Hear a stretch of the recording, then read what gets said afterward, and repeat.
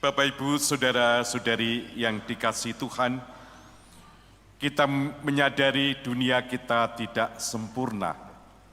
Bahkan dikatakan dunia kita sedang mengalami sakit. Kita menyadari baru saja dunia dilanda pandemi. Tetapi pandemi yang ada ternyata tidak mempertobatkan orang. Kenyataannya masih orang berebut kekuasaan. Ketika orang berebut kekuasaan, seringkali menghalalkan segala cara, melanggar hukum, terjadi pengkhianatan, dan lain sebagainya. Bahkan karena berebut kekuasaan, kita melihat dunia terjadi peperangan yang belum juga selesai. Bagaimana Ukraina, Rusia, Israel, Hamas masih terlibat peperangan yang belum kapan waktunya selesai. Saudara-saudari yang terkasih, dunia membutuhkan penyembuhan kasih. Dunia membutuhkan uluran kasih Tuhan agar sungguh-sungguh menyadari akan kedudukannya dan kembali bertobat untuk mengikuti jalan Tuhan.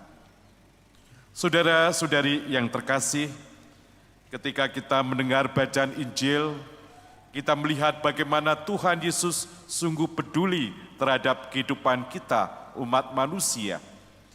Mereka yang sakit disembuhkannya, mereka yang kerasukan setan ditolongnya supaya setan-setan itu keluar. Maka karya kasih Tuhan lakukan bagi umat manusia, agar umat manusia dapat kembali ke jalan yang benar, ke jalan kasih Tuhan. Oleh karena itu, Bapak, Ibu, Saudara-saudari yang terkasih, kita dipanggil untuk ikut serta di dalam karya Tuhan Yesus.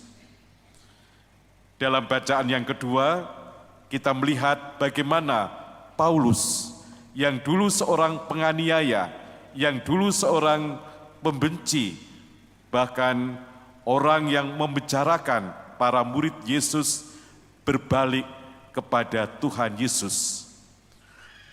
Paulus sebelumnya mendewa-dewakan hukum Taurat. Segala sesuatu diukur dari bagaimana orang menjalani hukum Taurat, dan dia merasa bangga dan merasa terhormat karena melakukan hukum Taurat. Ketika mengalami perjumpaan dengan Tuhan Yesus, bagaimana Paulus berubah, berbalik, karena yang terpenting baginya adalah memberitakan Yesus. Yesus yang wafat ternyata bangkit. Kekuasaan dosa, kekuasaan maut sudah dikalahkan. Dan Yesus yang bangkit itu datang kepada Paulus. Dan Paulus mau diubah. Dia mengalami transformasi diri. Dan dia memilih hidupnya diabdikan untuk mewartakan kabar sukacita dalam Yesus Kristus. Maka saudara-saudari yang terkasih, kita melihat di dalam bacaan yang pertama, bagaimana Paulus sungguh menghayati panggilannya. Karena yang paling utama baginya adalah memberitakan Injil, memberitakan kabar sukacita, memberitakan warta penebusan. Tadi dikatakan di dalam bacaan yang kedua, bagaimana ia mengungkapkan, upahku ialah bahwa aku boleh memberitakan Injil tanpa upah, dan bahwa aku tidak mempergunakan hakku sebagai pemberita Injil.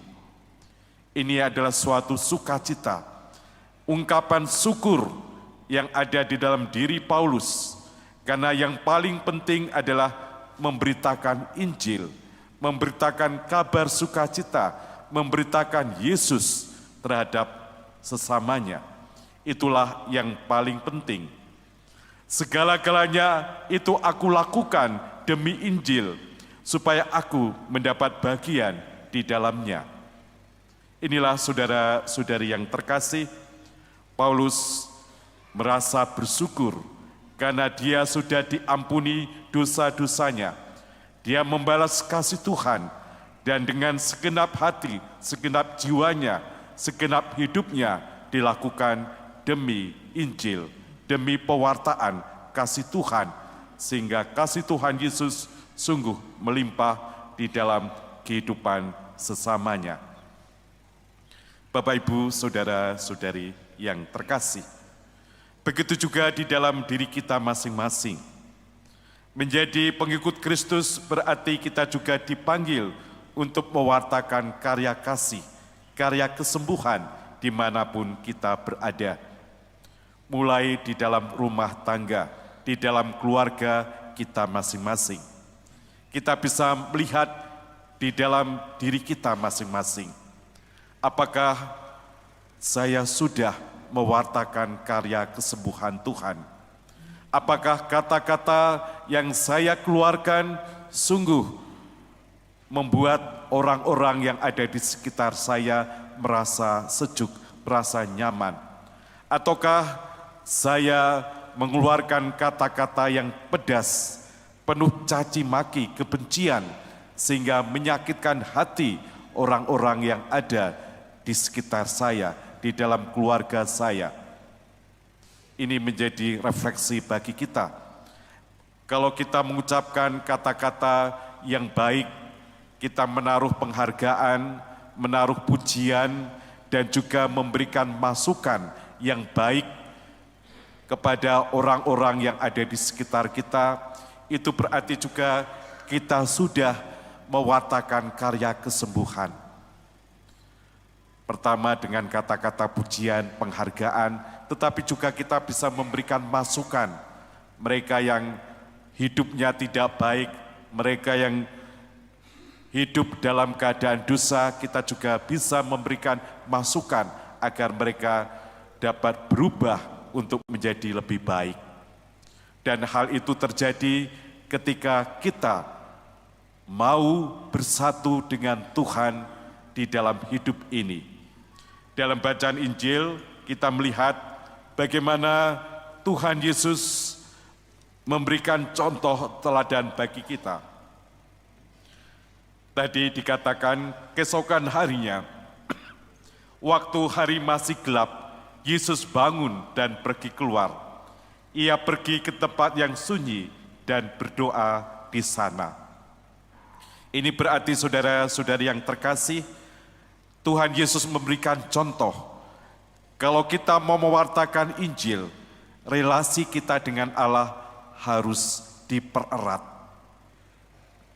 Dengan doa-doa pribadi, seperti Yesus yang bangun pagi-pagi dan mau memberikan contoh akrab dengan Bapa di surga.